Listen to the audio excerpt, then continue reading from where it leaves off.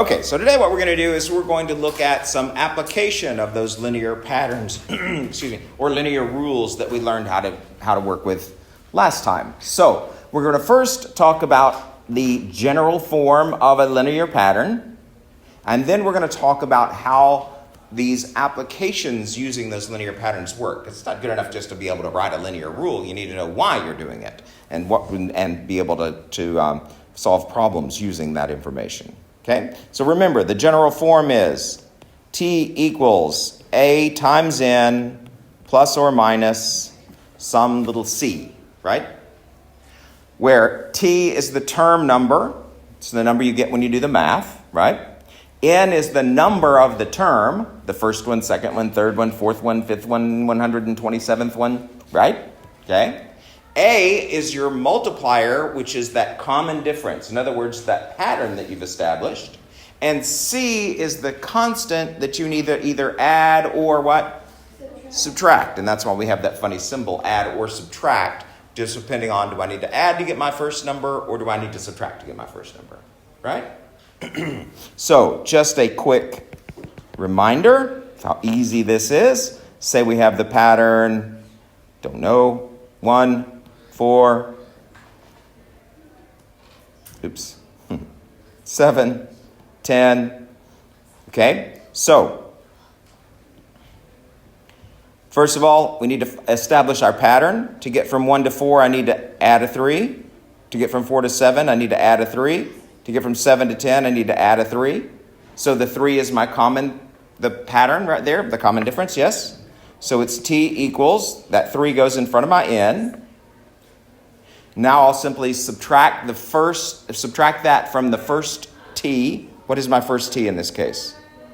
1. So it's 1 minus 3, which using your calculator would give you a -2 if you don't know your signs, but if you do, great. So that means I need to then subtract 2. So there's my pattern, right? Always the same easy way of finding the pattern. Don't make it harder than it has to be. Okay? All right.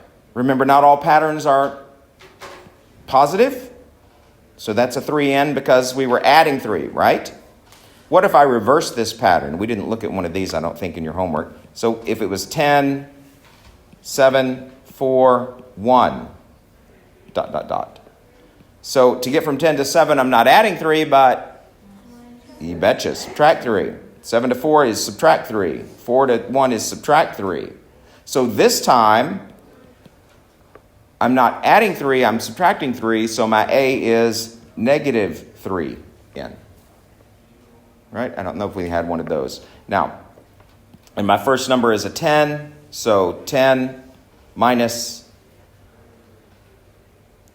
a -3. So I'm actually going to end up adding 3.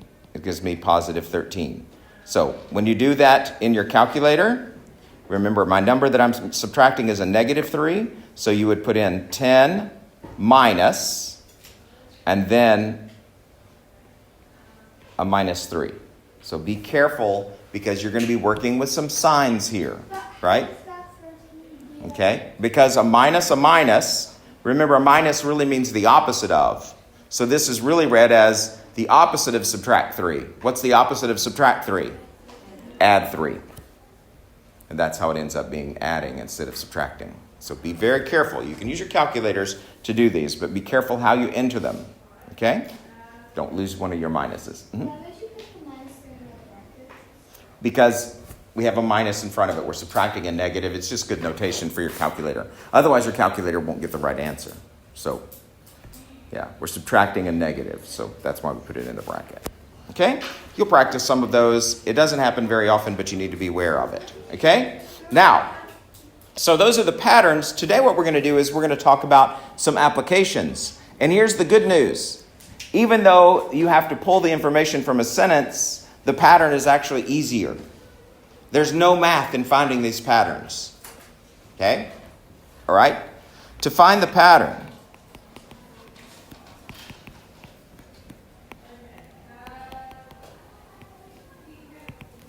A is always the rate Now go ahead and write that down and let me talk about what that means. So we don't need to find a common difference. In these particular problems, you're going to be told how much this thing is either increasing or decreasing. It'll always be increasing because you're usually talking about costs. So you'll know that it's the rate because it'll say something like per hour, per kilometer.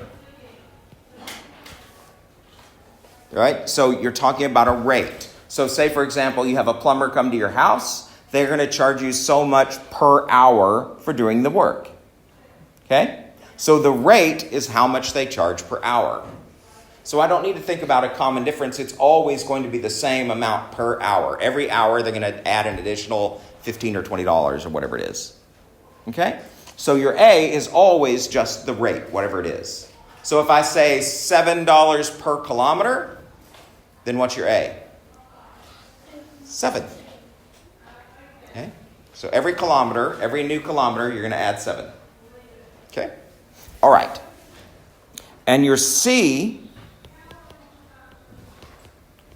is always the initial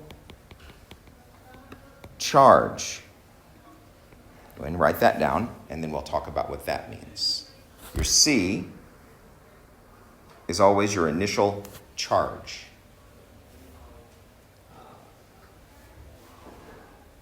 Now, you may not be familiar with that word initial. Initial means that's where you, what? You start, where you begin. The initial charge is the first thing that happens. Okay? So it's not like your initials, but it's initial charge, the first charge.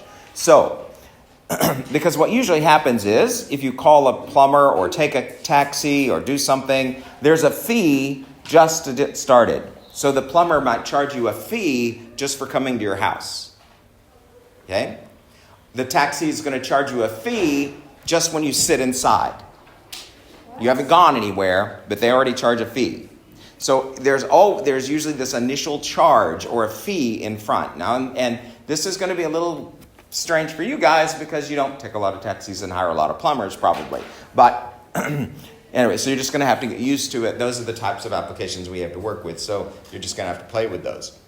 But there's always an initial charge. And that initial charge is what I'm going to use for my C, which is this part, yeah? Okay? So it's actually easier when you have these applications than to establish a pattern or a rule than it is when you have just a list of numbers. Because we already know what the change is and what the amounts are going to be. Okay? So let me show you. We're going to go and look at some worksheets for these. And hopefully I'm going to pull up some other things from a website too so that you can look and practice some of these. But we're going to look at a worksheet. These are not in your new book, unfortunately. But we can look at something else. Hold on just 1 minute. Let me pull that up. Look at this example. So it says a taxi company charges a $3 flag fall and $2 for each kilometer traveled. If the total charge is C dollars for traveling in kilometers, find, and then they want you to do the table. So what we're going to do is we're going to just do a rule. We're not going to bother with the table. I just want to show you how easy it is to do the rule. So if you look at it, the first thing they do is before you've gone anywhere, they charge how much money? $3. Flag fall, I don't know if you've been in a taxi, they usually push a button now, but the old meters used to have a flag on them. If the flag was up, that means the taxi was available. And so when you got in, they would push the flag down to show people that they're busy, right? They have a passenger. So this is from way back when. You're never going to see it maybe in an old movie or something. But anyway, so that's where that word comes from. But what it means is it just means an initial charge that they charge you just for getting into the taxi. So you haven't even gone anywhere yet. And they charge you $3, and you owe them $3. Okay? Now, then they're going to charge $2 for what? So that's the rate that they're going to charge you per kilometer, for each kilometer. Do we see that? So we've got an initial charge of how much? $3, be careful. And then a rate of how many dollars? $2 per kilometer. Yes? So we can just plug that right into our thing. Now, they're asking us not to use T this time. They're using C. Why would they be using C? Because it's cost. Yeah, you bet. Okay? Yeah. So C equals, what is my A going to be? What's my rate? 2 times my N plus, how much is my initial charge? Boom. There's your rule. Boom. How easy is that? Right? So you don't even have to think about what the pattern is. The rate tells you what your pattern is, and the initial charge is your C. Okay? Let's look at another one, because I know that y'all don't believe it can be that easy. Okay? Let's look at this next one, and then we're going to do some together where I'm going to call on you, so be ready. Focus. Focus. Okay? Now, a mechanic charges a $40 call out plus $20 for every hour attending a weekdown breakdown.